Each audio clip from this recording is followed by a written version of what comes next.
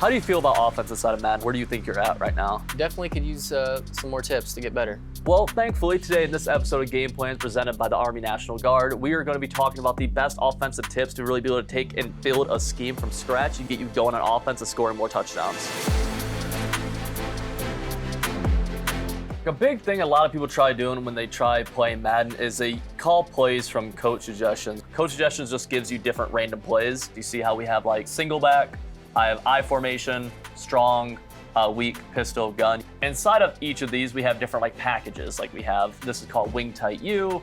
We're going to single back wing now, single back wing stack, and it just goes, there's a million different formations inside of here basically. You want to really optimize what plays you pick. Choosing formations that can really do a good job of attacking any style of defense. No matter what my opponent does to me, I have an answer for it inside of a particular formation.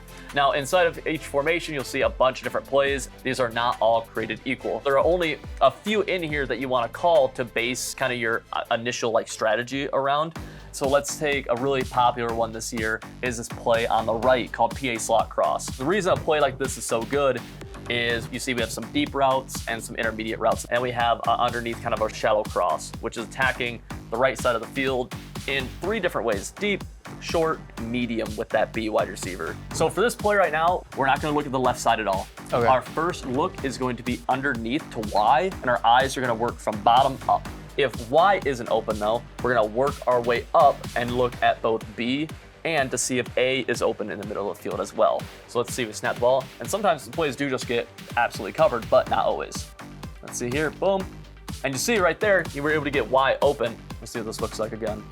And so we might actually just get Y again. It was a little bit. That time got picked off. Yeah. That's why practice mode that they added inside of MUT is a big deal, because you get these practices kind of before.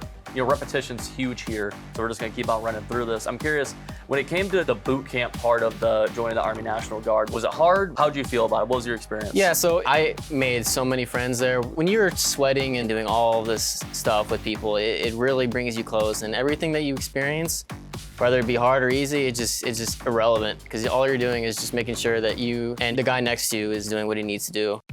You wanna have what's called kind of a complementary play. You know, that last play, we really were attacking that right side of the field, right? What you're gonna do is you're gonna audible. So you're gonna hit X on the boom, you're gonna hit left bumper. Okay. Boom, and then, all right, now show the play art. On a play like this, now you're gonna see we're actually attacking the middle of the field. And all we wanna do on this right here is we wanna hot route our left outside receiver and put him on a streak. You see how he's on this like outside breaking, then he goes up? So you wanna push the defense back, and he'll do that with the current route he's on, but you wanna get faster. We're gonna hit Y, we're gonna hit X, and we're gonna hit up on the left stick. And then now look at our play art.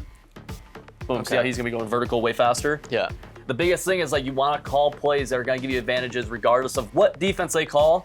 This play is gonna do a great job. And if this doesn't do a good job, we have a complementary play. Everything that this play is bad at, that play is good at. And it's just building on that.